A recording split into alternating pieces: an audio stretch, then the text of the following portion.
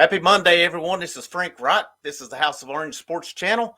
Thank you guys for tuning in with me. Just want to welcome you today to part 3 of my 2024 baseball season preview. Last week, part 1, I broke down the pitchers. Part 2, broke down the catchers. Talk about where Tennessee added Cannon Peebles, who was a big pickup out of North Carolina State last year, who should factor right in. And with part 3 today, getting into the infielders. Going to talk about that unit. It's a unit that has a lot.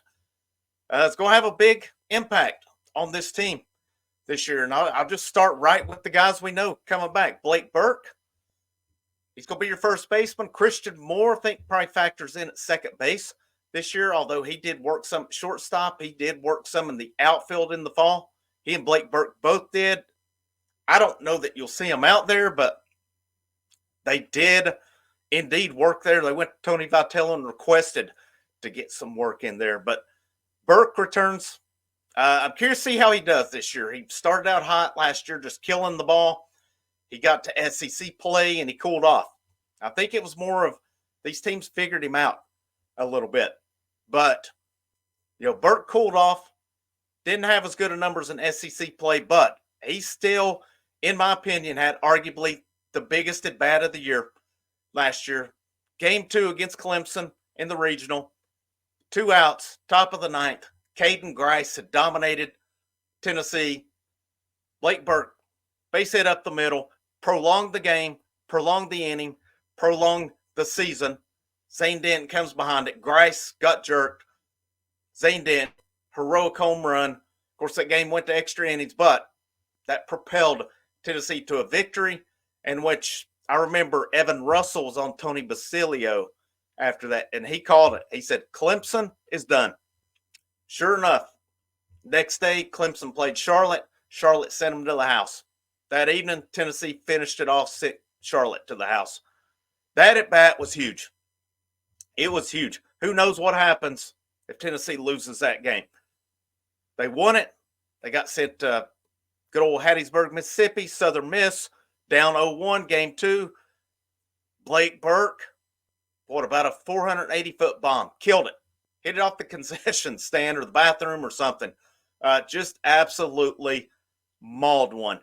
And I really think that fired that team up, and then we know what happened after that. They took care of business the next 2 games and moved on to Omaha. Big at-bats. Up and down season for Burke. I still thought it was a good season. So where does he go this year?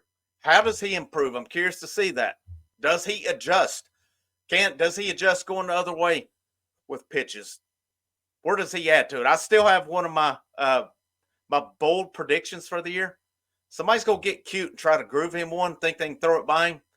He's going to hit a 500-foot home run, a 500-foot plus home run. I'm calling it this year now.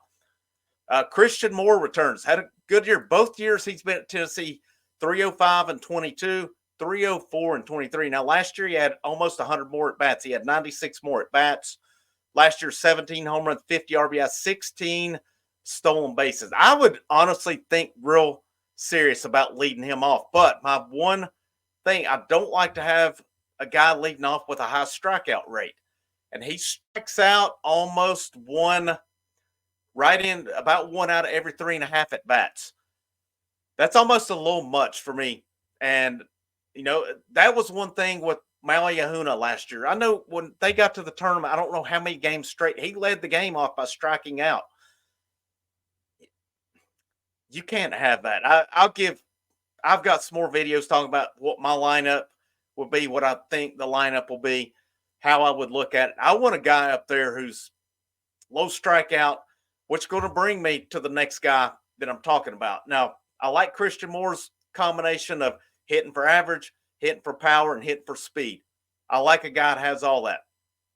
But I like what Billy Amick brings. Transfer from Clemson, hit over, 416 at Clemson, double-digit home runs, over 50 RBIs, high on-base percentage, low strikeout rate. He struck out like maybe 1 out of every 4 or 5 at-bats. So his rate wasn't as high as Christian Moore. Now it doesn't sound like it's as much, it sounds close, but it was still a lower rate based on what he had. He's a guy I would consider leading off, but he only stole 2 bases last year. So I don't know that I would go that route. But, I want a guy who's on base, a guy who can hit.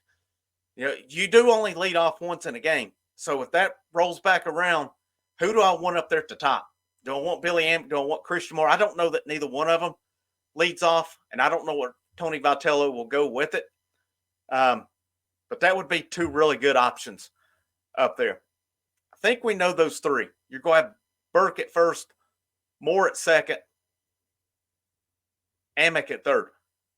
The wild card here, and from what I'm reading, and this is what I've read Ben McKee dropped this week, Zane Denton's probably not going to play this year. And I don't know if his Tennessee career is over. It said that you could possibly see him on the team in 2025, which is kind of strange, considering it wasn't known he would come back this year. So, who am I to doubt someone's word who covers him, who has a little more inside scoop on it? But I'm gonna go with the assumption that Zane Denton's not playing this year. If he does, that's great. Where do you fit him at? Does he go to second? Christian Moore goes to short? You've got options if he does decide to play. But I would say not to count on it based on what I'm reading. And what I'm reading also is that the shortstop job may be freshman Ariel Antigua, freshman out of Florida, ranked in the top 150 according to Perfect Game. I've read that it's possibly his job to lose. But according to Perfect Game, Tennessee added numerous shortstops ranked in the top 100. It looks pretty good based on what they've done here. They added Dean Curley out of California, 6'3", 200. He was ranked 129 according to Perfect Game. Ariel Antigua, 5'8", 180, ranked 137 out of Lake Worth, Florida. Blake Grimmer, 6'3", 198, ranked 148 out of Spring Lake, Michigan. And then Camden Bates, ranked 377, 5'10", 175 out of Washington, Oklahoma. They did have Carson Rucker signed, but he signed with the Detroit Tigers, brother of Jake Rucker. So he won't be making it to campus. And then they also have listed Hunter High, 6'1", 202 out of Lipscomb in Nashville. Normally your shortstops are your best fielders. Normally your best fielders. So you're adding, according to Perfect Game, 5 guys at shortstop. You could do a lot with these guys. You can move them to second. You can move them to third. You can possibly make center fielders out of them. They're going to have options with that outfield, though, based on what they've had. They added some good prospects. So your center fielder of the future may be Braden Sharp, who looks like a 2-way guy out of the Woodlands, Texas. Left-handed pitcher, also can play some center fielder or center field. Looks like a real big-time contributor at some point. Don't know if it'll be this year or beyond, but I know a lot of outlets are high on him. So if you get Antigua, what's his power look like? What's Curley? I mean, I'm curious to kind of see where they go. According to Perfect Game, and this is a little bit of the breakdown on him. Good instincts defensively, plays on the left side, career 393 hitter and 700 plus at bats at PG events with power. So you never know with that size what kind of power. So that's a good scouting report that I like to see on him. Dean Curley, on the other hand, this is a guy I heard some about in the fall. Is a guy I kind of expected will figure it still may do it.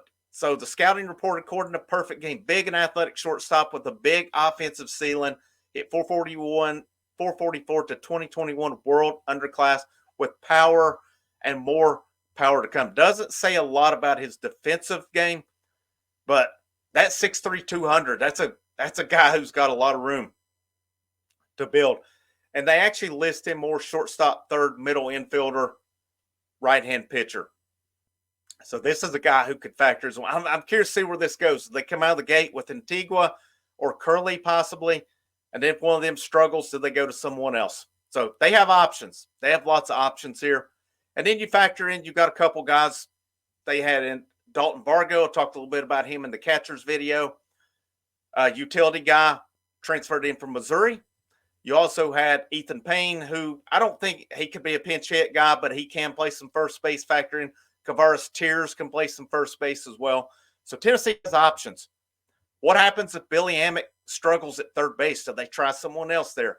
Because defense is a little bit of a question there. He transferred out Clemson because He was DH and he wanted to play the field. So he played some first base last year. I think he mainly DH'd. So if that becomes an issue, where does Tennessee go with that? I mean, according to the roster last year, the returners, and this is according to the fall roster, you got Christian Moore, you have, like I said, Ethan Payne, Billy Amick, and this is just in the infield. You have Blake Burke, going through a lot. Tiers can play outfield, first base. Blake Burke, that's it. Zane Denton, who is really questionable to come back. So it's, who are they adding? That's going to be the big question through their signing class. I think there's going to be some guys that have to factor in right there. And I fully anticipate you'll get that. Do you get a Liam Spence type? Do you get a Cortland Lawson type? Do you get a Maui Ahuna? All three of those shortstops were different guys. They brought different skill sets. So what does the current shortstop this year bring to the equation? You had guys who filled in for Ahuna last year when he's out suspended. Those guys are all gone, though.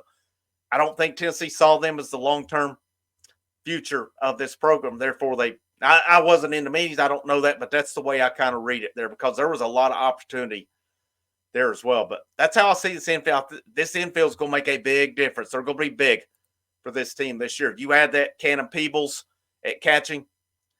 This is a hell of an offensive lineup. We haven't even got to the outfield yet. We haven't even talked really about the roles of the pitcher. I got into who I think goes where, but there's only about 2 spots on that pitching staff I think that are sure. Drew Beam Friday night.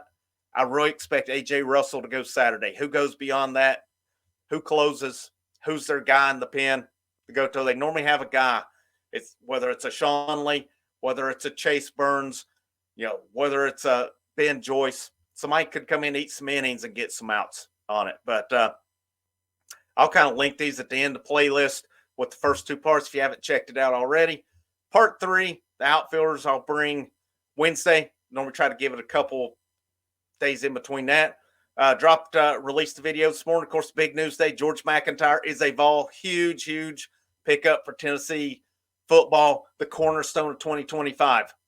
There's no shortage of talent going to be in that quarterback room in Knoxville for the foreseeable future. I've got one I'm excited to do for basketball coming up. I'm going to compare this current team with that 2019 team. A lot of similarities, some differences there, and breaking down just where's that team, what's its potential. Because Rick Barnes is feeling it right now. That dude is feeling it based on his comments. I think he thinks there's a big run.